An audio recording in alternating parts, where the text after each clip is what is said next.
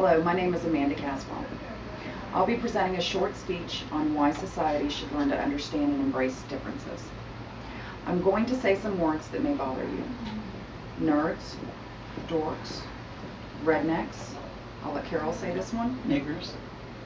They all cause a knee-jerk reaction, right? Maybe some more than others. How about the word retard? For the people in this room, it's mostly the same reaction. The ones that wound us the most are the ones that are the most personal to us. Many people here in this room have family members or friends with people who have disabilities.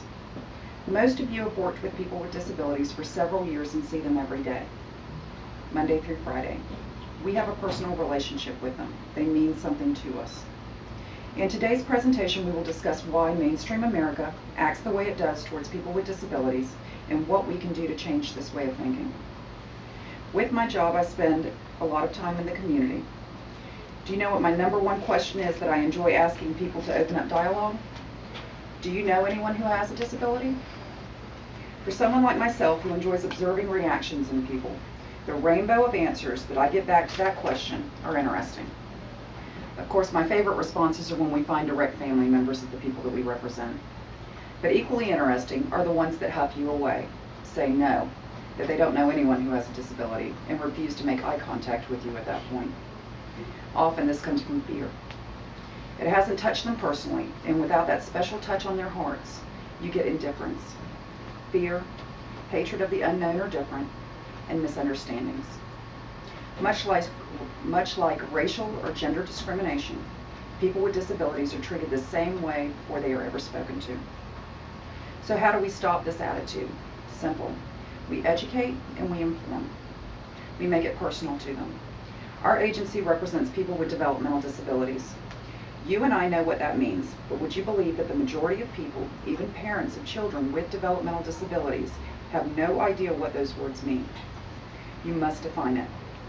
When I'm out in the field amongst the public, after I say developmental disabilities, I always quickly say, like autism, Down syndrome, cerebral palsy, or spina bifida.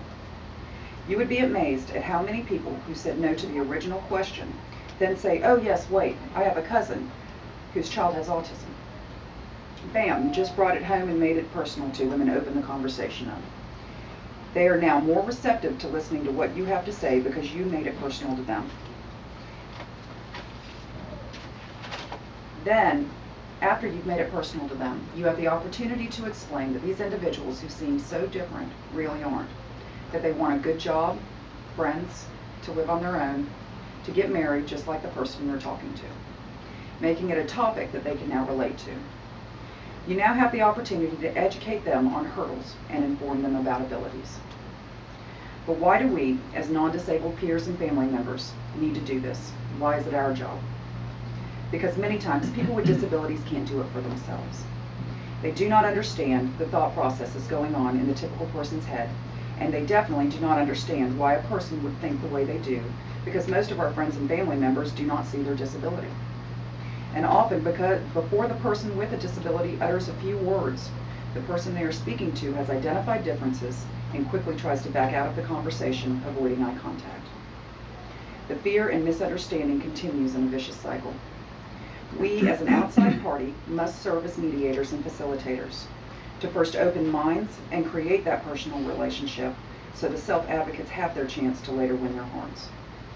In closing, people who have disabilities are often misunderstood, and until you can make it personal to the public, people will continue to have misconceptions. As advocates, we must provide information to combat fear and instigate acceptance of people with disabilities. There is no one better to do that than friends and family members. We have to reach out and bring people into their lives in order to create change. I challenge you to search for that opportunity to open a conversation with someone new. The only way change happens is if we roll up our sleeves and make it happen. And that very well may be one person at a time. But that one person could give someone a job, or befriend someone in the community, or begin volunteering. Then what we've done is change the thinking process from misconception to acceptance. Thank you.